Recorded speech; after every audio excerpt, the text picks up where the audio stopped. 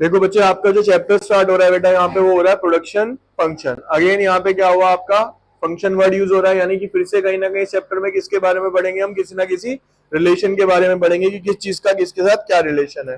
तो अभी हम सबसे पहले समझते हैं बेटा यहाँ पे कि प्रोडक्शन फंक्शन किसी को कहा जाता है। सबसे पहले हम समझेंगे इसके लिए, कहता है what is the main M of a producer. Producer का सबसे मेन एम क्या होता है। तो देखिए मेन एम में क्या आता है बेटा, सबसे पहले आप प्रोड्यूसर मतलब होता है बेसिकली जो चीज बना रहा है, या फिर हम दुकानदार को भी एक तरीके से प्रोड्यूसर जो बना रहा है और बेच रहा है बेसिकली, ठीक है। अगर हम बात करें तो बेटा सबसे पहले उसका मेन होता है एम कि मैं किसी भी तरीके से जो अपनी कॉस्ट ऑफ प्रोडक्शन है उसे क्या करूं, कम से कम करूं। कम से कम करेगा तो वो ज्यादा से ज्यादा क्या कमा पाएगा, प्रॉफिट अर्न कर पाएगा। दूसरा, मैक्सिमाइज द रेवेन्यू। भाई कोई भी दुकानदार क्या सोचता है, कम से कम में खरीदूं, ज्यादा से ज्यादा में बेचूं। तो जो बनाने वाला है वो भी यही सोचता है कि कम से कम में बना पाऊं और ज्यादा से ज्यादा मैं उसको बेच पाऊं, जिससे कि मेरा प्रॉफिट क्या रहे, ज्यादा से ज्यादा मिले। कहते हैं so to earn a maximum profit. तो क्यों करते हैं ये सब कुछ वो, ताकि उसको मैक्सिमम प्रॉफिट अर्न हो सके, ठीक है। अब but to earn more producer has to produce more. अगर वो ज्यादा कमाना चाहता है तो उसे क्या करना पड़ेगा बेटा, प्रोडक्शन भी क्या करना पड़ेगा, उसी स्केल पे ज्यादा करना पड़ेगा, ठीक है। कहते हैं प्रोडक्शन का मतलब क्या है। अब यहाँ पे हम समझते हैं कि जी प्रोडक्शन किसे कहते हैं। कहते हैं transformation of input into output. Input क्या हो गया बच्चे, अगर मैं यहाँ पे बात करता हूं, सपोज मैं इनपुट के अंदर लेता हूं बेटा यहाँ पे क्या, रॉ मटेरियल, ठीक है जी। रॉ मटेरियल की बात करें अगर हम यहाँ पे, तो शुगर केन।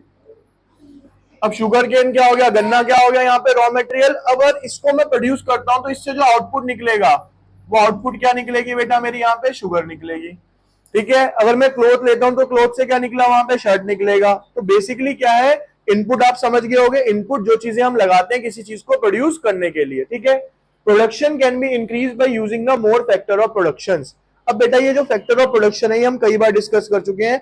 इसके अंदर आपको 3 दिए हुए हैं, लेकिन मैंने जो बेसिकली 4 बताए हुए आपको, लैंड, लेबर, कैपिटल और एंटरप्रेन्योर। तो इसमें सबसे पहले जरूरत जो पड़ती है इन तीनों की नहीं पड़ती, इन तीनों की सबसे पहले हमें क्या चाहिए होगा बेटा, एंटरप्रेन्योर, या हम कह सकते हैं हमें क्या चाहिए होगा बेटा यहाँ पे, ओनर चाहिए होगा। भाई कोई ओनर होगा तो ही तो बिजनेस चलाएगा, नहीं चलाएगा। अब ओनर आ गया तो क्या ओनर सारे ही ओनर हो, किसी से पूछ लो बिजनेस कौन करना चाहता है, सर हम करना चाहते हैं, लेकिन कर नहीं पाओगे ना। सेकंड लेवल पे हमें क्या चाहिए होगा बेटा, ओनर के बाद हमें चाहिए होगा क्या यहाँ पे, अब इस कैपिटल से मैं क्या ले पाऊंगा, जमीन। अब जमीन भी आ गई, कैपिटल भी लगा दिया। अब लेने के बाद इसके बाद क्या करूंगा मैं, यहाँ पे मशीन ले ली। लेकिन सबसे मेन और जो प्रायोरिटी पे रहेगी वो क्या रहेगी हमारी, तो यानी ये चारों के चारों फैक्टर्स, लैंड, लेबर, कैपिटल और एंटरप्रेन्योर मिलके ही क्या करते हैं, किसी ना किसी चीज का प्रोडक्शन करते हैं। पूरी दुनिया में ये सबसे मेजर फैक्टर माने गए हैं प्रोडक्शन के लिए, ठीक है। अब प्रोडक्शन फंक्शन क्या है, तो अब हमने समझ लिया प्रोडक्शन क्या होता है, प्रोड्यूसर क्या करता है। अब हम समझेंगे भाई प्रोडक्शन फंक्शन किसे कहा गया है। तो कहते हैं technical relationship between input used and the output produced by the firm.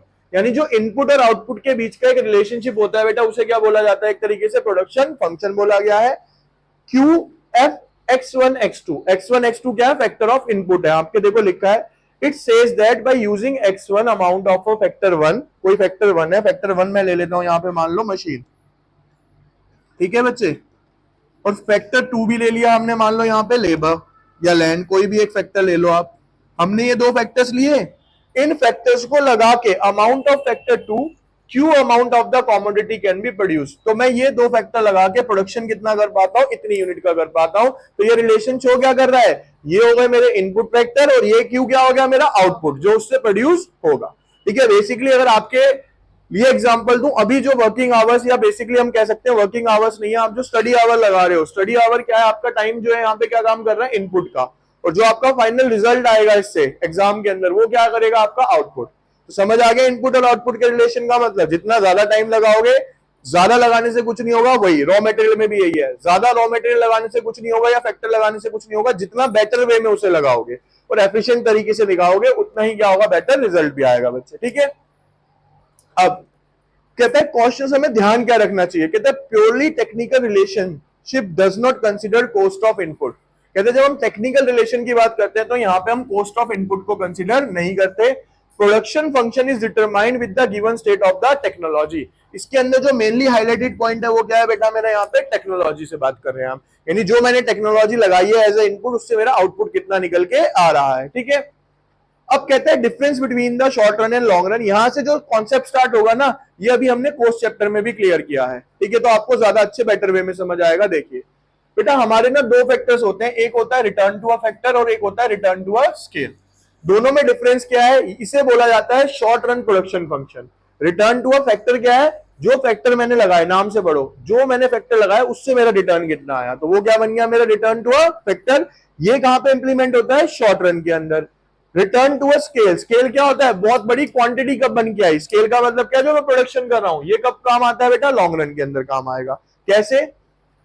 इसके अंदर only one factor is varied and all the other factors kept constant. भाई शॉर्ट रन में मैंने आपको क्या बताया था जब कोर्स पढ़ा था कि भाई कुछ फैक्टर्स हम वेरिएबल रखते हैं और कुछ फैक्टर्स क्या रखते हैं, हम फिक्स रखते हैं। लेकिन जो शॉर्ट रन यहाँ वाला कॉन्सेप्ट है, इसमें हम एक फैक्टर को क्या रखते हैं बेटा? कांस्टेंट, और बाकी सबको क्या रखते हैं बेटा हम? एक तरीके से देखो क्या लिखा है, ओनली वन फैक्टर वेराइड, और बाकी सब क्या रहेंगे? अब मान लो कैसे, इस एग्जांपल को समझो। Land fix factor, machine fix factor, factory fix factor. अब लेकिन जब मैं यहां पे क्या लिखूंगा बेटा? लेबर। लेबर क्या हो गया मेरा यहाँ पे? ये वन वेरिएबल फैक्टर। समझ आया? यानी सारे फैक्टर्स क्या है? फिक्स, और उसके अलावा जो एक फैक्टर है वो मैंने क्या रख दिया? वेरिएबल रख दिया यहाँ पे। कहते हैं फैक्टर प्रोपोर्शन आर चेंज। कहते हैं इसके अंदर हम फैक्टर प्रोपोर्शन भी चेंज कर सकते हैं। कैसे? देखो, ये क्या है? लैंड, ये क्या है बेटा? कांस्टेंट दिख रही है आपको, क्योंकि ये कौन सा फैक्टर है हमारा? फिक्स फैक्टर है। लेबर क्या है बच्चे मेरा यहाँ पे? वेरिएबल फैक्टर है, जो कि चेंज किया जा सकता है। तो 1 2 3 4 5। तो फैक्टर रेशियो देखो, रेशियो कैसे बनी? पहली बनी 2:1, अगली कितनी बनी? 2:2, 2:3, 2:4, 2:, यानी इसके अंदर जो फैक्टर रेशियो है वो क्या की जा सकती है? चेंज की जा सकती है। लेकिन ये चेंज कैसे हो रही है? कांस्टेंट ही हो रही है बेसिकली। अब लॉन्ग रन प्रोडक्शन में ऑल फैक्टर्स आर वेरिएबल। हम पहले भी पढ़ चुके हैं कि लॉन्ग रन में सारे के सारे फैक्टर्स क्या होते हैं बच्चे हमारे? वेरिएबल कहलाते हैं। Factor proportions are not change, the scale changes. इसमें फैक्टर ऑफ प्रोडक्शन चेंज नहीं होते, सिर्फ क्या चेंज होगा आपका? स्केल चेंज होगा। कैसे? देखो बेटा, जमीन बढ़ रही है यहाँ पे, लेबर भी बढ़ रही है यहाँ पे, तो यहाँ पे जो फैक्टर रेशियो आप देखो क्या हो रही है? 2:1, 4:2। यहाँ पे एक चीज समझने वाली है, यहाँ पे लैंड क्या लिया था मैंने? कांस्टेंट फैक्टर लिया था। क्या लिया था बेटा मैंने यहाँ पे? Constant factor. इसीलिए यहाँ पे जो फैक्टर रेशियो होती है क्या होती है? कांस्टेंट, और इसे क्या बोला जाता है? कांस्टेंट रेशियो बोला गया। क्या बोला गया यहाँ पे? कांस्टेंट। लेकिन यहाँ पे जो रेशियो है वो क्या होती चली जाती है? चेंज होती चली जाती है। ये क्या होती है? वेरिएबल प्रोपोर्शन होती है, वेरिएबल रेशियो कहलाती है हमारी। ठीक है, अब कहते हैं types of factor of production, fix factor और वेरिएबल फैक्टर। इसको पढ़ने से पहले हम समझ लेते हैं, पहले भी क्लियर हुआ हमारा, जिन्होंने अच्छे से वो समझ लिया होगा कोर्स वाला चैप्टर। Fix factors are those factor which can not be change with the change in the production, यानी कि जो प्रोडक्शन के साथ घटते बढ़ते नहीं है। एग्जांपल मैंने आपको दिया था बेसिक का, सिंपल सा लॉजिक है बेटा कि अगर मान लो यहाँ पे क्या है, समझना यहाँ पे बेसिकली, अगर हम एक बिल्डिंग रेंट पे लेते हैं, हमने रेंट पे ले लिया है मकान, आपने रेंट पे लिया, अब आप उसमें रहो चाहे मत रहो, आपको रेंट देना पड़ेगा नहीं देना पड़ेगा, तो वो कौन सा हो गया आपका? फिक्स फैक्टर हो गया। वेरिएबल फैक्टर क्या है? बिजली का बिल, जो मैंने पहले भी एग्जांपल दिया कि जितना ज्यादा आप यूज करोगे उतना ज्यादा बिजली का बिल आएगा, जितना कम आप यूज करोगे बिजली का बिल भी क्या आएगा आपका? उतना ही कम आएगा। ठीक है, अब समझते हैं बेटा फिक्स फैक्टर क्या है। कहते हैं fix factor are those factor which do not change with the level of output. जैसे मैंने आपको बताया लैंड और मशीन, यानी कि वो सारे फैक्टर जो कि प्रोडक्शन के साथ घटते बढ़ते नहीं है या चेंज नहीं होते, वो सारे क्या कहलाते हैं बच्चे हमारे? Fix factor. ठीक है, तो fix factor clear. Variable factor क्या है बेटा? Variable factor are those factor which varies with the change in the output, यानी कि जो चेंज होते रहते हैं किसके साथ? आपके प्रोडक्शन के साथ। देखो लेबर है, आप ज्यादा प्रोडक्शन करोगे ज्यादा लेबर लगेगी, कम प्रोडक्शन करोगे कम लेबर लगेगी। रॉ मटेरियल का भी सेम है, ज्यादा प्रोडक्शन रॉ मटेरियल ज्यादा, कम कंजप्शन रॉ मटेरियल कम। ठीक है, अब शॉर्ट प्रोडक्शन फंक्शन या रिटर्न टू अ फैक्टर, यहां पे हम क्या पढ़ने वाले हैं बेटा? शॉर्ट रन में मैंने आपको क्या बताया क्या होता है? रिटर्न टू अ फैक्टर, और लॉन्ग रन में क्या होता है हमारा? Return to a scale. इसको ये लगा लो कि ये बोर्ड में जब 12th के अंदर ये बुक थी तो वेरी वेरी इंपॉर्टेंट नहीं, वही जैसे मैंने आपको बोला था अकाउंटेंसी में भी एक दो चैप्टर्स ऐसे बोले थे ना कि 99% मत मानना, इन्हें मानना 100%, और वो आए। सेम ये भी आप 99% में मत लेके चलो, ये किसमें लेके चलो आप?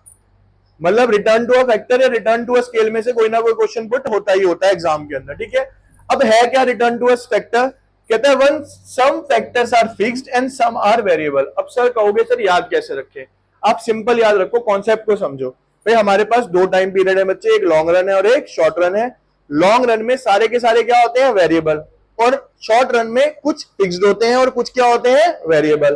ठीक है, तो आपको ये याद रखना है भाई शॉर्ट रन के अंदर कौन सा रूल अप्लाई होता है? वो होता है रिटर्न टू अ फैक्टर वाला। तो इसके अंदर क्या होगा? कुछ फिक्स्ड होंगे, कुछ वेरिएबल होंगे। क्लियर? लेकिन जब मैं रिटर्न टू अ स्केल की बात करूंगा तो वहां पे सारे के सारे क्या होंगे? वेरिएबल ही होंगे, क्योंकि वहां फिक्स तो होता ही नहीं है कोई भी। ठीक, तो कहते हैं when some factors are fixed and some are variable. यहां पे आपको दिया हुआ qx इज इक्वल टू, देखो l क्या है बेटा? लेबर। लेबर मतलब वेरिएबल फैक्टर, और यहाँ पे k क्या है? लेन, यानी कि फिक्स फैक्टर। तो एक फैक्टर क्या है मेरा? फिक्स्ड, और एक फैक्टर क्या है बेटा मेरे यहाँ पे? वेरिएबल। तो दोनों के कॉम्बिनेशन से जो आउटपुट निकलता है वो उसके अंदर किसमें कहलाता है? रिटर्न टू अ फैक्टर में कहलाता है। अब देखो, total physical product, concept of production, average physical product और मार्जिनल फिजिकल प्रोडक्ट, इसको जाना टीपी के नाम से, इसको जानेंगे हम एपी के नाम से, और ये हो जाएगा हमारा एमपी। ठीक है जी, अब समझते हैं इसको आगे। टोटल फिजिकल प्रोडक्ट है क्या? कहता है sum total of the output produce by all the units of a variable factor along with the fix factor. यानी जो मैंने फिक्स फैक्टर लगाए थे और जो वेरिएबल फैक्टर लगाए थे उनसे जो मैंने टोटल प्रोडक्शन करा बच्चे, वो मेरा क्या कहलाएगा? एक तरीके से टोटल फिजिकल प्रोडक्ट कहलाएगा, या बेसिकली हम दूसरे शब्दों में कह सकते हैं टोटल प्रोडक्शन कहलाएगा। Total physical product is known as a total production, की मैंने जो इनपुट लगाया उससे जो मैंने टोटल प्रोड्यूस किया वो कितना हुआ। टीपीपी इज इक्वल टू, देखो मैंने अभी ना पोस्ट पे आओ पहले आप, मैंने आपको बताया था टीसी, उसके साथ क्या बताया था? एमसी। उसका फॉर्मूला क्या था बेटा? डेल्टा टीसी अपॉन में डेल्टा क्यू। मैंने आपको क्या बताया था कि अगर टीसी से एमसी में जाना है तो टीसी का डिफरेंस एमसी, और एमसी को सम करोगे तो क्या आ जाएगा? टीसी। तो सेम यहां पे है, टीपी का डिफरेंस एमपी और एमपी का सिग्मा कर देंगे, सिग्मा मतलब सम। अगर मैं एमपी को जोड़ दूंगा तो क्या आ जाएगा मेरा? यहाँ पे टीपी आ जाएगा। सेम चलेंगे पूरी इकोनॉमिक्स में रूल, क्योंकि मार्जिनल, एवरेज और टोटल टर्म सेम रहते हैं, बस नाम चेंज होंगे। जैसे कोस्ट के साथ लगेगा तो टोटल कोस्ट, रिवेन्यू के साथ लगेगा तो टोटल रिवेन्यू, अब प्रोडक्शन के साथ लगा तो क्या हो गया? Total production. लेकिन फॉर्मूले क्या रहेंगे? सारे के सारे सेम रहेंगे हमारे। अब टीपीपीपी का एक फॉर्मूला और क्या हो गया भाई? अगर मैं किसी का एवरेज प्रोडक्शन निकालूंगा तो मैंने आपको एक सिंपल चीज बताई थी भाई, जिसका भी आपने एवरेज निकालना उसे किससे डिवाइड कर दो? क्यू से। किससे डिवाइड कर दो? तो मैंने यहां पे क्या करा बेटा? टीपी अपॉन में, तो अगर मेरे को इस फॉर्मूले में से टीपी निकालना है तो फॉर्मूला क्या हो जाएगा? AP multiply by Q. तो ये रहा एक नया फॉर्मूला। यहाँ पे एन किसको डिनोट कर रहा है? हमारी क्वांटिटी को ही डिनोट कर रहा है, तो एपी इंटू एन। तो ये दो फॉर्मूले बनते हैं हमारे टोटल प्रोडक्शन के। ठीक है बच्चे, अब मार्जिनल प्रोडक्शन क्या है देख लो, फिर से वही आ गया। मैंने आपको क्या बोला था? डेल्टा टीपी अपॉन में डेल्टा क्यू। तो net addition to the total product when additional unit of a variable factor is employed। जब मैं एक एक्स्ट्रा वेरिएबल फैक्टर लगाऊंगा तो ऑब्वियस सी बात है मेरे टोटल प्रोडक्शन में चेंज आएगा। वो जो टोटल प्रोडक्शन में चेंज आता है वही क्या कहलाता है बच्चे? हमारे यहाँ पे मार्जिनल प्रोडक्शन कहलाता है या एमपी कहलाता है। ठीक है, इसके बाद आते हैं अगला, average physical product. It is the per unit production of a variable factor. तो कैसे निकलेगा? टीपी अपॉन में क्यू या टीपी अपॉन में एन। एन यहाँ पे देख लो इनपुट है, जो हमने इनपुट लगाया है उसके अंदर। ठीक है बच्चे, यहां पे देख लो, इससे आपको सारा क्लियर हो जाएगा। भाई ये तो फिक्स फैक्टर हो गया, ये क्या हो गया? Variable factor. टोटल फैक्टर आपको टोटल प्रोडक्शन मान लो दिया हुआ है। अब मुझे क्या निकालना है बेटा? एवरेज। क्या निकालना है? तो एवरेज का फॉर्मूला क्या बताया बेटा मैंने आपको? TP divided by N. तो एन क्या लूंगा बेटा मैं? यहाँ पे एन लूंगा, ये वेरिएबल फैक्टर। क्या लूंगा यहाँ पे? ये वेरिएबल फैक्टर। तो देखो 3 डिवाइडेड बाई 1 3, फिर कितना है यहाँ पे? 7। 7 डिवाइडेड बाय 2 कितना आ गया? 3.5। 12 डिवाइडेड बाई 3 कितना आ गया? 4। समझ आ रहा है कैसे लग रहा है फॉर्मूला? टीपी अपॉन में एन, यानी कि वेरिएबल फैक्टर। ऐसे ही जब मैं मार्जिनल निकालूंगा तो मार्जिनल मैंने आपको सिंपल क्या बताया बच्चे? टीपी का डिफरेंस। मार्जिनल क्या है? टीपी का पहला क्या है? 0। 3 में से 0 गए 3, 7 में से 3 गए 4, 12 में से 7 गए 5, 16 में से 12 गए, निकल रहे हैं आराम से ये सारे। समझ आ गया? तो फॉर्मूले हमारे क्या चलेंगे? बिल्कुल एज इट इज सेम चलेंगे, कोस्ट की तरह ही। ठीक है, चलिए अब यहां पे देखिए, कहते हैं सपोज करो यहाँ पे क्यू दिया हुआ है 1 2 3, टीपी दिया हुआ है, एमपी निकालना और एवरेज प्रोडक्शन निकालना है। तो देखो फॉर्मूला क्या है? एमपीपी का फॉर्मूला क्या है? Delta TP upon delta Q, और एपी का क्या है? टीपी अपॉन में क्यू। क्लियर है जी? अब न्यूमेरिकल एबिलिटी जोन पे चलते हैं इसके, देखो समझो यहां पे इसको, सुनो बच्चे, यहाँ पे प्रॉब्लम्स में आ गया आपका यहाँ पे number of labours, total production, और यहाँ पे क्या दिया हुआ है, एवरेज प्रोडक्शन। क्या दिया हुआ है? अब आप यहाँ पे सबसे पहले एवरेज प्रोडक्शन का फॉर्मूला लिखो, टीपी अपॉन में क्यू, और मेरे को इससे क्या निकालना है, टीपी निकालना है। तो फॉर्मूला क्या हो गया बेटा, एपी इंटू में क्यू, यानी इस एपी की मल्टीप्लाई किससे करो आप, नंबर ऑफ लेबर यानी कि वेरिएबल फैक्टर से। तो 48 इंटू 2 कितना हो जाएगा, 96। 45 इंटू 3 तो 4 दिया 12, 15, 100। 4 से इसको कर दो, 4 दूनी 8 और 4 चौक 16। फिर इसकी 3 से करोगे 45, 4 5 दिया 15 और 4 19। फिर करोगे 6 से 30, 6 दिया 18, 21, 210। नीचे चेक कर लो, यही आ रहा है। अब एमपी निकालना है, तो एमपी का सिंपल तरीका क्या था, पहला कितना आ गया यहाँ पे 50, 96 में से ये माइनस कर दो, कितना आ गया 46, 135 में से 96 माइनस करो 39। समझ आ गया फॉर्मूला क्या है? तो इस तरीके से डिफरेंस निकालोगे तो क्या आ जाएगा बच्चे, हमारा यहाँ पे मार्जिनल प्रोडक्शन निकल के आता है। ठीक है, अब ये आ गए कौन से क्वेश्चंस, फिलअप्स वाले। कौन से आ गए बच्चे अब यहाँ पे, देखो ये भी इजी हो जाते हैं, पहला तो आपको पता है। चलो अब यहाँ पे टीपी दिया हुआ है, एपी निकालना, तो एपी का फॉर्मूला क्या है, टीपी अपॉन क्यू, तो यानी 14 डिवाइडेड बाई 2 कितना हो जाएगा 7। और टीपी का डिफरेंस क्या होता है, एमपी, तो 14 में से 6 गए, कितना आ गया बच्चे यहाँ पे 8। अब यहाँ पे एपी दिया हुआ है, एपी की मल्टीप्लाई क्यू से करूंगा तो क्या आएगा, टीपी, तो 8 दिया 24, 24, 24 में से 14 माइनस करूंगा तो कितना आएगा बेटा 10। अब मेरे को फिर से टीपी दिया है, तो टीपी को डिवाइड करो तो 8 जा 32, तो एपी आ गया, और 32 में से 24 माइनस करो कितना आएगा, 12 में से 4 गए 8। अब यहाँ पे एमपी दिया हुआ है, क्या दिया हुआ है, एमपी। तो मैंने आपको क्या बताया, टीपी का डिफरेंस एमपी, और एमपी को अगर मैं प्लस करता हूं तो क्या आएगा, टीपी। तो यानी इस 3 को किसमें प्लस करो, इसमें, कितना हो जाएगा बेटा ये 30, यहां पे लिख देता हूं मैं 32 प्लस 3, 35 हो गया। अब आप यहां से इसको डिवाइड कर लो, 5 7 जा 35, 36 में से 5 गए, कितना बचेगा 1। 6 को इससे डिवाइड करोगे कितना आएगा 6। चलो जी, अब ये फिर से 5 दिया है, तो 5 की मल्टीप्लाई इससे करो, 35 में से 36 गए, माइनस का 1। अब इस -3 को किसमें प्लस करूंगा, इसमें, तो -3 प्लस करूंगा तो ये हो गया 30, और 8 को इससे डिवाइड करोगे ये कितना आ गया, 3 ही फॉर्मूले घूम रहे हैं सारे में, तो यही फॉर्म, और इस चैप्टर में इजी ये रहेगा, 3 ही फॉर्मूले हैं ये, टीपी, एमपी और एपी, इसके ऊपर कोई फॉर्मूला है ही नहीं हमारे पास। ठीक है, देखिए इसके बाद हम समझते हैं बेटा यहाँ पे law of variable proportion. Variable proportion का लॉ काफी इंपॉर्टेंट है। देखो क्या कह रहा है इसमें, कहते हैं when more and more units of a variable factor are combined with the fixed quantities of the other factor. कहते हैं जैसे जैसे मैं अपने वेरिएबल फैक्टर्स को बढ़ाता चला जाऊंगा अपने फिक्स फैक्टर्स के साथ, then MP will increase in the beginning. तो हमारी जो मार्जिनल प्रोडक्शन होगी वो पहले स्टार्टिंग में क्या होगी बेटा, बढ़ेगी, देन इट विल फॉल, उसके बाद वो क्या होगी, घटेगी, after what MP becomes negative, और उसके बाद क्या हो जाएगा, मार्जिनल प्रोडक्शन नेगेटिव हो जाएगा। इसको ना एक एग्जांपल के थ्रू समझना, अभी जो मैं एग्जांपल दे रहा हूं ध्यान से समझना बेटा, मैं जो कह रहा हूं। हुआ क्या बेटा कि हमने ना सपोज करो एक मशीन लगाई, किसकी, हम मान लो दिवाली आ रही है, ठीक है, दिवाली के लिए हमने कैंडल्स का काम चालू करा, हम कहते हैं जी हम कैंडल्स बनाएंगे। मैंने एक मशीन ले ली, उस मशीन की जो कैंडल बनाने की कैपेसिटी थी बच्चे, वो कितनी थी 1000, एक बार में वो 1000 कैंडल्स बना सकती है। ठीक है, उसमें रॉ मटेरियल क्या डलेगा, वैक्स यानी कि मोम। अब क्या होता है बेटा, जब भी मैं बिजनेस स्टार्ट करता हूं ना, तो मैं कभी भी स्टार्टिंग के अंदर 1000 कैंडल्स इकट्ठी नहीं बनाऊंगा। मैं पहले क्या करूंगा, थोड़ी बना के देखूंगा, फिर देखूंगा कि भाई मार्केट में सेल आ रही है तो मैं फिर फर्दर प्रोडक्शन बढ़ाऊंगा। ठीक है, लेकिन अब समझना मेरी बात जो मैं बताना चाह रहा हूं भाई, 1000 कैंडल्स की जब मैं मशीन को चला रहा हूं, तो मान लो उसमें एक टाइम में बिजली लगती है 1000 रुपए की। तो अगर मैं उसमें डायरेक्टली 1000 कैंडल्स बनाऊंगा तो मेरी पर यूनिट कॉस्ट कितनी आएगी, 1000 डिवाइडेड बाई 1000, 1 रुपए।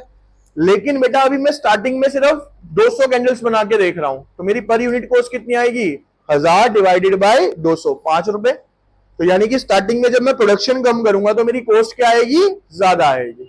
क्लियर है यहां तक? लेकिन पहले 200 करूंगा, 200 के बाद जब मेरी सेल होने लगी मैं 500 करूंगा, 500 के बाद 700 करूंगा, 700 के बाद 1000 पे आ जाऊंगा। यानी मेरा जो मार्जिनल प्रोडक्शन है वो क्या होगा, बढ़ेगा। क्या होगा, स्टार्टिंग में बढ़ेगा, उसके बाद क्या होगा, देखो 200 से कितने पे गया, 400 पे या 500 पे, तो कितने बढ़े 300, 300 पे कितने जाऊंगा, 600 पे गया मान लो, तो कितना बढ़ा अब 100, फिर 700 पे या 650 पे जाऊंगा, कितना बढ़ेगा 50, यानी स्टार्टिंग में तो तेजी से बढ़ेगा, फिर बढ़ेगा, लेकिन क्या होगा, घटना स्टार्ट हो जाएगा। अब जैसे ही मैं उसके अंदर 1000 कैंडल बना लूंगा बच्चे, तो क्या 1000 से ऊपर मेरी कैपेसिटी हो सकती है? लेकिन हाँ, जैसे जैसे मेरा टाइम बीतता चला जाएगा, भाई स्टार्टिंग में मशीनरी नहीं थी, लेबर नहीं थी, तो सब कुछ बढ़िया चल रहा था, प्रोडक्शन बढ़िया हो रहा था। अब जैसे जैसे मशीन में मैं ओवर कैपेसिटी बनाने की कोशिश करूंगा, तो क्या होगा बेटा, जैसी मशीन पुरानी होगी, तो जो 1000 मोमबत्ती में बनाऊंगा, तो 1000 में से क्या होंगी, 5-10 मोमबत्ती खराब निकलनी स्टार्ट हो जाएंगी, कोई नहीं बनी, कोई सही से नहीं तैयार हुई, होगा नहीं होगा, होता है जैसे जैसे मशीन पुरानी होती है। अब हुआ क्या कि वहां पे आपका मार्जिनल प्रोडक्शन बढ़ने की जगह क्या हो गया बेटा, अब नेगेटिव में जाना स्टार्ट हो गया।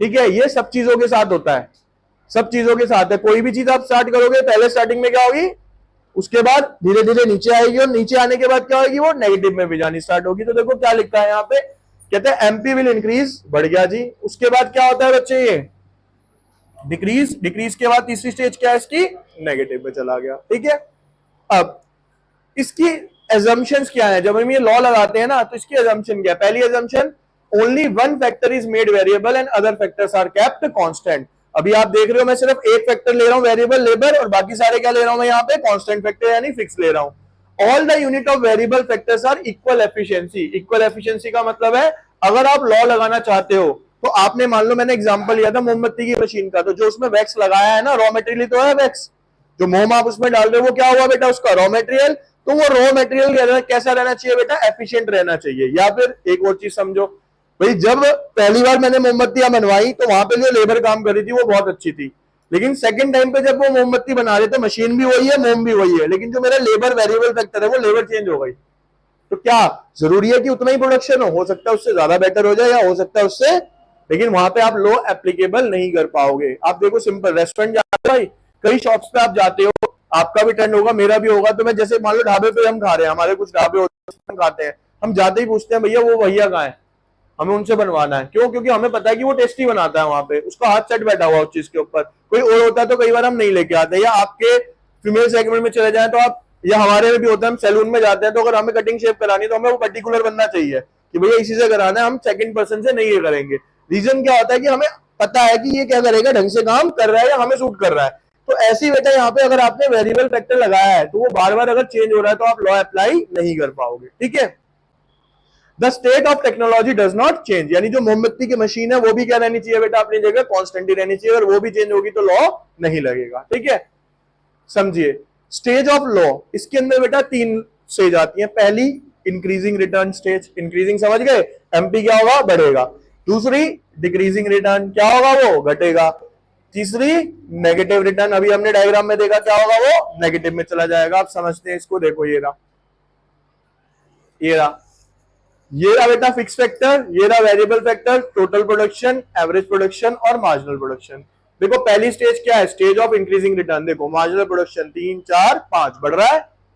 दूसरी स्टेज में क्या हुआ, मार्जिनल प्रोडक्शन कम होगा। अब क्वेश्चन ये आता है कि जी सर सेकंड स्टेज एंड कहां पे होती है? सेकंड स्टेज वहां पे एंड होती है बेटा जहां पे, ध्यान से सुनना जो मैं कह रहा हूं, जहां पे आपका जो मार्जिनल प्रोडक्शन है वो 0 हो जाता है और टोटल प्रोडक्शन कांस्टेंट हो जाता है। क्या सेकंड स्टेज का एंड कहां पे होता है बच्चे हमारा, जहां पे टोटल प्रोडक्शन क्या हो जाएगा, कांस्टेंट, और मार्जिनल प्रोडक्शन क्या हो जाएगा मेरा, 0। और उसके बाद तीसरी स्टेज कौन सी होती है, जिसमें मार्जिनल प्रोडक्शन नेगेटिव और टोटल प्रोडक्शन बढ़ने की जगह क्या हो रहा है, अब यहां पे घटना स्टार्ट हो जाएगा। क्लियर है? तो 3 स्टेज क्या है, देखो मैं आपको फिर से बता रहा हूं, ये भी आगे काम आएंगी। पहली स्टेज में मार्जिनल प्रोडक्शन भी बढ़ेगा, एवरेज प्रोडक्शन भी बढ़ेगा, टोटल प्रोडक्शन भी बढ़ेगा, इसीलिए इसको क्या बोला जाता है, increasing return to a scale. दूसरे के अंदर अब यहां पे एक और चीज समझना, पहले के अंदर ना जो टोटल प्रोडक्शन बढ़ेगा वो बढ़ेगा इंक्रीजिंग रेट से। इंक्रीजिंग रेट क्या होता है ये समझ लो भाई, 3 से बढ़ा कितना हुआ 7, कितने पॉइंट से बढ़ा 4, 7 से कितना हुआ 12, कितने पॉइंट से बढ़ा। तो ये सिर्फ फर्स्ट स्टेज में होता है इंक्रीजिंग रिटर्न। अब उसके बाद क्या होगा, बढ़ेगा तो अब भी, लेकिन अब ये बढ़ेगा डिक्रीजिंग रेट से। डिक्रीजिंग रेट क्या होता है, 12 से कितना हुआ 16, कितने पॉइंट से बढ़ा 4, 16 से हुआ 19, कितने पॉइंट से बढ़ा 3, 19 से कितना हुआ 21, कितने से बढ़ा 2, 21 से कितना हुआ 22, और एंड होते होते ये क्या हो जाएगा, अपनी जगह कांस्टेंट हो जाएगा। ये मैक्सिमम हो गया, यानी 1000 मोमबत्ती बना लिया हमने। यहाँ पे क्या होगा, एग्जांपल के अकॉर्डिंग 1000 मोमबत्ती बन गई है, इसकी मैक्सिमम लेवल आ गया। अब इसके बाद प्रोडक्शन बढ़ेगा नहीं, इसके बाद प्रोडक्शन क्या होगा, आपका घटना स्टार्ट हो जाएगा। इसे मैं बोलूंगा क्या बेटा, negative return to a scale. Clear हो गया ये अच्छे से? ठीक है, तो 3 स्टेजेस है, पहले बढ़ना, फिर घटना, और फिर तीसरी स्टेज में अब देखो यहां स्टेज 1 कहता है TP increase at the increasing rate. मैंने क्या बोला, पहली स्टेज में टीपी बढ़ेगा, कैसे बढ़ेगा, इंक्रीजिंग रेट से बढ़ेगा। AP and MP rises reaches at its maximum at a point N. ये दोनों बढ़ेंगे और कहां पे, अपने इस पॉइंट पे क्या हो जाएंगे बेटा, यहां पे आके वो मैक्सिमम हो जाएंगे। क्या हो जाएंगे बेटा यहां पे आके वो, ठीक है, called the law of increasing return, और इसे हम किस नाम से जानते हैं बेटा, इंक्रीजिंग रिटर्न। अब second stage, TP continue to increase but at a diminishing rate. बढ़ेगा अब भी, लेकिन कैसे बढ़ेगा, वो घटती दर से बढ़ेगा, डिमिनिशिंग रेट से, till it reaches at maximum point. कब तक, जब तक वो अपने किस पे नहीं पहुंच जाता बेटा, आपने ये देखो कांस्टेंट हो गया ना यहाँ पे आके, ऐसे स्ट्रेट लाइन का मतलब क्या है, ये कांस्टेंट हो गया यहाँ पे, ठीक है। MP and AP are declining but are positive. MP भी घटेगा, एपी भी, यहां से देखो, यहां से एपी भी घटना स्टार्ट हो गया, एमपी भी घटना स्टार्ट हो गया, लेकिन यहां तक ये क्या रहेंगे बेटा, पॉजिटिव रहेंगे। क्या रहेंगे यहां तक, तो called diminishing return point O तक। उसके बाद टीपी स्टार्ट्स फॉलिंग। यहां के बाद देखो टीपी क्या हो गया बेटा, अब घटना स्टार्ट हो गया, टीपी घटेगा, एमपी बिकम्स नेगेटिव। एमपी कहां चला जाएगा बेटा, नेगेटिव में, at point P called a negative return. तो इसको क्या बोला जाएगा बेटा, negative return. Very very important diagram भी है ये अपना, ठीक है, आता है एग्जाम के अंदर। ठीक, समझ आ गया तीनों स्टेज क्या है। अब इंक्रीजिंग रिटर्न है क्या, अब इंडिविजुअल समझते हैं हम इंक्रीजिंग रिटर्न को। देखो बच्चे, कहते हैं increasing return to a factor occurs when due to the additional application of a variable factor with the fix factor total product increase at the increasing rate. पहली स्टेज है, पहली स्टेज में क्या होगा बेटा, टोटल प्रोडक्शन इंक्रीजिंग रेट से बढ़ेगा। Here MP is increasing with each additional labour employed, और एमपी भी क्या होगा बेटा, बढ़ेगा। It can be shown with the example. देखो यहां पे ये आपका क्या हो गया बेटा, एक तरीके से फिक्स फैक्टर, ये क्या हो गया आपका वेरिएबल फैक्टर। एमपी बढ़ रहा है 2 3 4, और टीपी भी बढ़ रहा है और तेजी से बढ़ रहा है। तो देखो एमपी भी बढ़ रहा है, टीपी भी बढ़ रहा है। क्लियर है।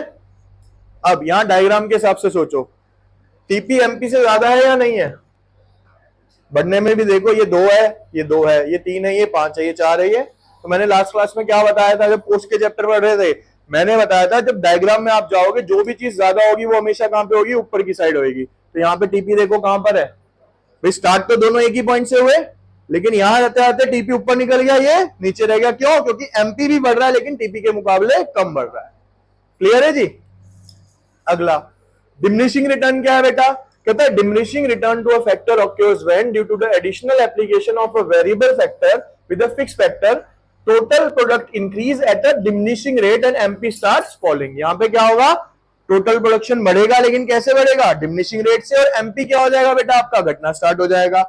अब यहां पे देख लो, ये रहा 4 से 3, तो सॉरी 4 से 7, 7 से 9, 9 से 10। पहले कितना बड़ा, 3 पॉइंट, फिर कितना बड़ा, 2 पॉइंट, फिर कितना बड़ा, 1 point.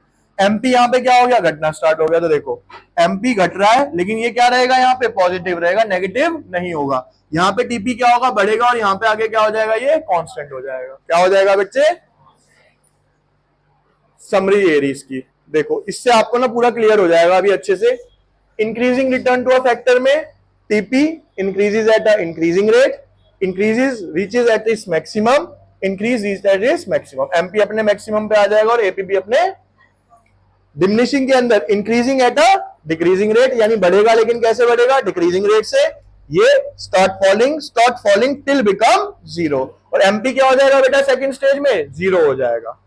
Start falling but positive, TP घटना स्टार्ट होगा लेकिन नेगेटिव, नेगेटिव। ये क्या होगा बेटा, ये भी घटना रहेगा, लेकिन एमपी क्या हो जाएगा बेटा, यहाँ पे नेगेटिव। तो पहचान समझो, सेकंड स्टेज का एंड वहां पे है जहां पे टीपी क्या हो जाएगा, मैक्सिमम कांस्टेंट, एमपी क्या हो जाएगा 0। थर्ड स्टेज तो आपको पता ही है, जहां पे एमपी क्या हो जाएगा बेटा, नेगेटिव में चला जाएगा। ठीक है। अब क्वेश्चन ये आता है कि सर आपने ये कहा कि फर्स्ट स्टेज के अंदर टोटल प्रोडक्शन बढ़ेगा और तेजी से बढ़ेगा, सेकंड स्टेज में वो बढ़ेगा लेकिन धीमी गति से बढ़ेगा, और तीसरी स्टेज में वो घटना स्टार्ट हो जाएगा। तो ये ना टाइम पीरियड है बेसिकली। क्या है, स्टार्टिंग में क्या होगा, अब हम क्वेश्चन में पढ़ने वाले हैं causes of increasing return to a variable factor. ठीक है, कि भाई इंक्रीजिंग जो वेरिएबल फैक्टर की फर्स्ट स्टेज है वो ऐसा होता क्यों है, उसके लिए एक शॉर्ट फॉर्म है क्या आपकी, बस क्या है बेटा, better coordination, under utilisation of a fix factor, specialisation and division of labour. एक एक करके हम समझते हैं बेटा। देखो बेटर कोऑर्डिनेशन क्या है, कहता है additional application of a variable factor in the initial stage of the production tend to improve the degree of coordination between the fixed and variable factor causing total output to increase at a increasing rate। मतलब समझो इसको एक example के through लो आप। भाई होता क्या है, हमने एक नई फैक्ट्री खोली, मैंने मशीन नहीं लगाई, लेबर भी नहीं लगाई, तो हमारे बीच में रिलेशन कैसा होगा, लेबर के साथ मालिक भी बड़े अच्छे से पेश आएगा क्योंकि उसे बिजनेस स्टार्ट करना है, लेबर भी बड़े अच्छे से काम करेगी क्योंकि उसे अपनी पोजीशन बनानी है फैक्ट्री के अंदर। तो वहां पे जो कोऑर्डिनेशन है वो क्या चलेगा बेटा हमारा, काफी ज्यादा अच्छा चलेगा। क्या चलेगा हमारा, कोऑर्डिनेशन बहुत ज्यादा। और ये क्या सिर्फ यहाँ पे होता है, प्रैक्टिकल लाइफ देख लो। समझो कोई भी फ्रेंड बनते हैं स्टार्टिंग में तो सारे ही बहुत अच्छे होते हैं, कितने दिन, कुछ सोच के देखो कितने दिन अच्छे होते हैं। ठीक है, आपसे तू से वो, उसके बाद भाई बहन माँ, ज्यादा घुल जाते हैं हम, है क्या ना। एक लेवल क्या हो गया हमारा वहां पे जाके क्रॉस, क्योंकि कोऑर्डिनेशन क्या हो जाता है, कह लो कि बहुत ज्यादा हो जाता है। इसका एग्जांपल ऐसे समझो कि भैया बैठा है लेबर जाके बॉस की चेयर पे बैठना स्टार्ट हो गया, वहां पे क्या हो गया, अब तो ज्यादा ही फ्रैंक हो गए, कोऑर्डिनेशन क्या हो चुका है, बिल्कुल ही खराब हो चुका है। लेकिन पहली स्टेज में ऐसा नहीं होता, क्योंकि सब कुछ स्टार्टिंग होती है ना बच्चे, तो स्टार्टिंग में क्या होता है, सारे कोऑर्डिनेशन बहुत अच्छे से काम करते हैं, जिसकी वजह से प्रोडक्शन क्या होता है, काफी तेजी से बढ़ता है। ठीक है, दूसरा under utilisation of a fix factor. मैंने आपको क्या बताया कि भाई जब आपकी 1000 मोमबत्ती बनाने की मशीन लगेगी तो एक तो मशीन नहीं है और आप उसको अभी पूरा यूटिलाइज भी नहीं करोगे, क्योंकि आप थोड़ा थोड़ा सामान डाल रहे हो, थोड़ा थोड़ा उसका इनपुट लगा के आउटपुट निकाल रहे हो, तो वहां पे क्या लगेगा, प्रोडक्शन बहुत अच्छे से होगा और तरीके से होगा। लेकिन जैसे ही वो पुरानी हो जाती है, भाई आप सिंपल समझो, होता क्या है, प्रैक्टिकली समझना। भाई जब हमारी गाड़ी आती है कोई भी घर पे, या स्कूटी आई, बाइक आई, कुछ भी आई, तो उसके जो स्टार्टिंग के 2-4 महीने होते हैं ना, वो एक अलग लेवल के होते हैं। मतलब आप खुद से पहले उसे नहलाते हो, साफ करते हो, कपड़ा वपड़ा भाई साहब, पॉलिश वॉलिश सब चल रही है उसमें, होता है ना, कोऑर्डिनेशन बहुत ही बेहतरीन वाला। और भाई साहब कंपनी ने कह के भेजा था, कोई दोस्त भी चला लेता ना तेज, थप्पड़ पड़ता है उसके, भाई अभी कहा एवरेज नहीं आएगी, धीरे चला, क्लच अभी खुले नहीं है उसके, खुलने दे। मतलब इतना ध्यान रखी जाती है चीजों का। ठीक है, अब जैसे ही 6-7 महीने हो गए, साल हो गया, दोस्त की तो छोड़ो, तुम ही अपनी वैसा पसपंजा दबाया और घूमने दो उसे, तो जहां पे भी फिर तो बुलेट से भैया पटाखे बज रहे हैं। ठीक है ना, फिर क्या हो गया, वो बेसिकली अब आप भूल गए कि ये मेरी बुलेट थी, अब तो इसे यूज कर लिया जैसे करना। कोऑर्डिनेशन क्या हो जाएगा बेटा, वहां पे खराब होना स्टार्ट हो जाएगा। लेकिन जो मैं पॉइंट बता रहा हूं, मजाक से हट के इसको समझो, स्टार्टिंग के अंदर मैं अपने फिक्स फैक्टर को क्या करता हूं बेटा, बहुत अच्छे तरीके से यूटिलाइज करता हूं, जिसकी वजह से मेरा जो फैक्टर ऑफ प्रोडक्शन है या जो आउटपुट है वो क्या आता है, काफी ज्यादा बेटर निकल के आता है। ठीक है, इसके बाद specialisation and division of labour. Specialisation and division of labour का मतलब समझना बेटा, आप यहाँ पे सुनो मेरी बात। कहते हैं initially when only one labour variable factor was working on a land, all the activities like ploughing, watering, sowing were done by him. क्या होता है बेटा, देखो सीधा सा लॉजिक है। कहते हैं जब एक लेबर है वेरिएबल फैक्टर में, was working on a land, एक जमीन पे काम कर रही है, तो उसी का काम क्या है बेटा, वही पानी देगी, वही बीज डालेगी, सब काम वो अच्छे से कर रही है। When number of labor are increased, each worker becomes specialized in a particular task and output start increasing। अब होता क्या है बेटा, देखो जैसे जैसे काम बढ़ते चले जाते हैं ना, तो आपने सुना होगा बिजनेस के अंदर भी आप पढ़ोगे कि एक कंपनी चल रही है, तो उस कंपनी में क्या होगा, सेल्स मैनेजर अलग होगा, मार्केटिंग मैनेजर अलग होगा, प्रोडक्शन मैनेजर अलग होगा, है ना, और अकाउंट मैनेजर अलग है। क्या कर दिया उन्होंने, सब स्पेशलाइज टास्क सबको डिवाइड कर दिए।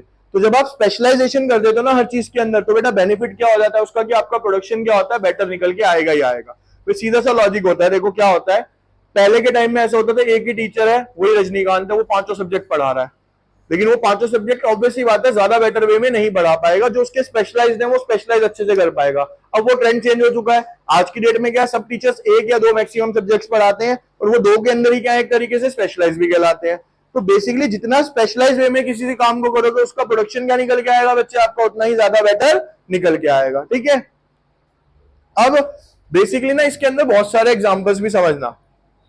सुनो, मान लो अब मैं स्पेशलाइजेशन की बात कर रहा हूं, आपके घर में किसी की मैरिज होती है, भाई हम कहते हैं ना उसे खाने पे बुलाना है, रोटी करी उसकी। अब जब आप पहली बार रोटी करते हो ना, तो आपका चाव ही अलग होता है भैया भाभी की, भाई सब घर की सफाइयां चल रही हैं, ये चल रहा है, वो चल रहा है। ठीक है, भाई सब खाना भी आ रहा है, यहाँ से मंगा लो, यहाँ का स्पेशलाइज मंगा दो, ये मंगा दो। अब मान लो भैया भाभी नियर ही रहते हैं, सुनना अब भैया भाभी का काम क्या हो गया, भाई पहली बार आपने खातिरदारी करी बहुत अच्छे लेवल पे, वो कुछ ज्यादा ही प्रसन्न हो गए, वो कह रहे जी अब तो ठीक है, नहीं घर चल लिया करेंगे। अब उन्होंने रूटीन बना लिया। ठीक है, पहली बार आया था, मान लो भाई आप हल्दीराम वगैरह का भाई हाइजीनिक फूड मंगा रहे हो। अब अगली बार क्या होगा, भाई एक काम करो, एक काम करते हैं, येलो बॉल तक, हल्दीराम से आप आओगे येलो बॉल, स्टैंडर्ड मेंटेन रहता है तब भी। ठीक है, अब आप येलो बॉल तक पहुंच चुके हो। अब मान लो उनका रूटीन में ही काम बन गया, आप करते करते लिटरली मानो भाई साहब इसका तो रोज का काम हो गया, ढाबे से ले आ, जाके जनता होटल से ले ले भाई। तो क्यों, ये देखो फैक्ट है, मतलब क्या होता है जब माइंड काम करता है ना हमारा, स्टार्टिंग में हमेशा क्या होगा, हमारा कोऑर्डिनेशन कह लो, वर्किंग एफिशिएंसी कह लो, ये बहुत अच्छे लेवल पे काम करती है बच्चे। लेकिन जैसे जैसे कोई चीज पुरानी होती चली जाती है तो वहां पे क्या होता है, वो सारा को सारा कोऑर्डिनेशन भी बिगड़ता है, प्रोडक्शन भी बिगड़ता है, और प्रोडक्शन के बाद क्या होगा, आउटपुट ऑटोमेटिकली क्या होगा बच्चे, आपका डिक्रीज होगा ही होगा। ठीक है। अब कॉजेज ऑफ डिमिनिशिंग ऑयल, अब कैसे हुआ भाई, दो ही यहां में, दो ही पढ़ने हैं, डिमिनिशिंग और increasing. Over utilisation of a fix factor, मैंने क्या बोला, स्टार्टिंग में आपकी गाड़ी क्यों अच्छी चल रही है, क्योंकि आप उसका ध्यान रख रहे हो, कितनी रेस देनी है, कितना क्लच दबाना है, एवरेज अच्छी निकल के आ रही है। जब वो पुरानी हो गई, आपने ध्यान देना छोड़ दिया, अब क्या हो रहा है, ओवर यूटिलाइजेशन ऑफ हो रहा है फिक्स फैक्टर, यानी उसमें बोल रखा है बाइक पे 2 जने बैठाने, हम 4 बैठाएंगे, है ना, हम भाई साहब लाद के लेके जा रहे हैं बिल्कुल ही। तो अब क्या होगा, आपने उस मशीन को क्या कर लिया, एक तरीके से ओवर यूटिलाइज कर लिया ना, कर लिया, तो वहां पे भी आपका प्रोडक्शन सही नहीं निकलेगा। आप पहले पढ़ते हैं, देखो एक एक करके, over utilisation of fix factor, कहता है when more and more unit of a variable factor continue to combine with the fix factor, the fix factor get over utilise led to the diminishing return. तो वहां पे production बढ़ने की जगह क्या हो जाएगा बेटा, प्रोडक्शन कम होना स्टार्ट हो जाएगा, greater wear and tear of the fix factor. और देखो किसी भी चीज को बेटा अगर सही तरीके से यूटिलाइज किया जाए तो वो कभी भी ना खराब नहीं होगी आपकी। कैसे खराब नहीं होगी, अब गाड़ी में एक्चुअल में क्या बोला गया है बेटा, कि भाई 4 जने कंफर्टेबल, 5 जने मैक्सिमम, लेकिन आप देखते ही हो कई गाड़ियों में, सबसे बेस्ट एग्जांपल है आपकी स्कूल की वैन्स, देखते हो ना, मतलब बच्चे टपक रहे होते हैं गाड़ी में से, मैं वही मानता हूँ, लिटरली एक का हाथ बाहर निकला हुआ है, एक का बैग बाहर झूल रहा है, एक बच्चा हमारी गर्दन निकाल के खड़ा हुआ, मतलब और चलाते भी फिर भाई साहब माशाल्लाह, कैब वाले तो चलाते हैं ना, मतलब भाई साहब यहाँ पे भी कट ले, यहाँ पे भी कट ले। तो बेसिकली क्या है, वहां पे हो रहा है ओवर यूटिलाइजेशन, इसलिए वो ज्यादातर कभी भी देखना कैब वाला ना नई गाड़ी लेता ही नहीं है, वो ज्यादातर लेते ही सेकंड हैंड है, क्योंकि उसे पता है मैंने क्या करना है उसके साथ। ठीक है, तो वो नई गाड़ी लेके नहीं करेगा उसके साथ। तो फिक्स फैक्टर क्या कर रहे हो बेटा, आप अपने ओवर यूटिलाइज कर रहे हो, जिसकी वजह से वो ना एवरेज देगी, और उसकी जो वियर एंड टियर कॉस्ट है वो भी क्या हो जाएगी, बहुत ज्यादा हो जाएगी। ठीक है। अब इम्परफेक्ट फैक्टर सब्स्टिट्यूट एबिलिटी, मतलब क्या है बेटा, कहते हैं factor of production can be substituted for one another up to a certain limit. समझना कैसे, भाई मेरे पास एक फिक्स फैक्टर है बेटा यहाँ पे लैंड, और एक है बेटा मेरे पास यहाँ पे मशीन। ठीक है बच्चे, अब मैं क्या कर रहा हूं, यहाँ पे लेबर है, मेरे पास क्या हुआ कि प्रोडक्शन की एक कहीं से डिमांड आई कि आपसे प्रोड्यूस करो, मेरे को इतना माल चाहिए, तो मैं अपनी लेबर बढ़ा रहा हूं, मैंने 5 से कितनी कर ली, 10 कर ली, 10 से कितनी कर ली, 15 कर ली, वर्किंग आवर्स बढ़ा दिया, 8 से 24 घंटे, 3 शिफ्ट चला ली। लेकिन क्या ये मैं रेगुलर बेसिस तक कंटिन्यू यही चलाता रहूंगा, तो मेरा काम बढ़ता जाएगा, तो मैं इसी पे कंटिन्यू रह के प्रोडक्शन बढ़ा लूंगा? नहीं, एक स्टेज क्या आएगी जहां पे मेरे को नई फैक्ट्री भी लगानी पड़ेगी, मेरे को नई मशीन लेनी पड़ेगी। तो इसका मतलब क्या है, ये समझो कि जब हम सब्स्टिट्यूट, क्या लिखा है, factor of production can be substitute for one another up to a certain, यानी किसी फैक्टर को आप एक जगह की दूसरी जगह इस्तेमाल कर सकते हो, लेकिन एक लिमिट तक कर सकते हो।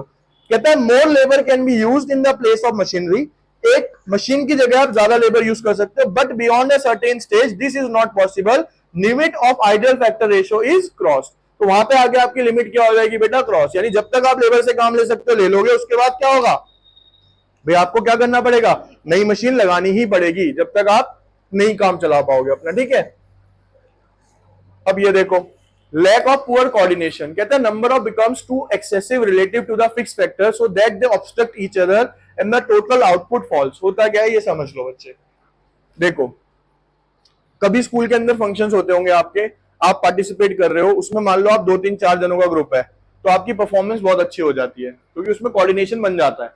और वहीं पे मान लो 20-25 लोग हैं, उन्होंने अपना एक, तो वहां पे ना कोऑर्डिनेशन बनाना अपने आप में टास्क हो जाता है। रीजन, क्योंकि एक तो सब सुपर डुपर माइंडेड हो, वो चाहता है मेरे हिसाब से हो, वो चाहता है मेरे हिसाब से हो, फिर उसमें नाराज होने वाले बहुत होते हैं, हच वहां बैठ गए जाके, मैं नहीं कर रही, है ना, नाराज होने वाले सबसे ज्यादा दिक्कत देते हैं। ये बेसिकली मैं मानता हूँ तुम्हारे दोस्तों में फूफा दादा का रोल प्ले करते हैं, तो नाराज होने वाले उठे और बैठ गए, मैं नहीं कर रहा, उनको होना ही नाराज होता है बेसिकली। ठीक है, तो बेसिकली क्या है, वो यही यहाँ पे समझा रहा है बेटा, क्या कि जब आप एक्सेसिव लेबर लगाते हो ना, तो एक्सेसिव लेबर में क्या होता है, एक मशीन है, अगर 3-4 मिलकर काम कर रहे हैं तो काम अच्छे से होगा। जब बहुत ज्यादा लेबर आती है, इसका एग्जांपल प्रैक्टिकल समझ लो, एक गाड़ी हम बोलते हैं ना भाई, जैसे किसी की बाइक है वो 10 साल से चल रही है और बेटर चल रही है, रीजन हम बोलते हैं कि भाई सिंगल हैंडेड है। वो सिंगल हैंडेड का मतलब, अगर मैं अपनी गाड़ी चला रहा हूं तो मैं ही चला रहा हूं ना, तो वो बहुत अच्छी चलेगी। अगर मान लो मेरे पास कोई आता है, भाई ले जा, फिर कोई आया ले जा, 10 जने आ रहे हैं, 10 जने लेके जा रहे हैं, रीजन क्योंकि जो गाड़ी को ड्राइविंग है वो एक स्किल है, और स्किल सबकी क्या होती है, अलग अलग होती है। किसी ने भाई साहब क्लच ज्यादा दबाना है, किसी ने ब्रेक ज्यादा दबानी है, कोई कम, तो बहुत अलग अलग स्किल्स होती है उसको चलाने के लिए। तो अगर उस मशीन के साथ भी यही है कि अगर मान लो कम लेबर है तो उसका यूटिलाइजेशन कैसा होगा, ज्यादा।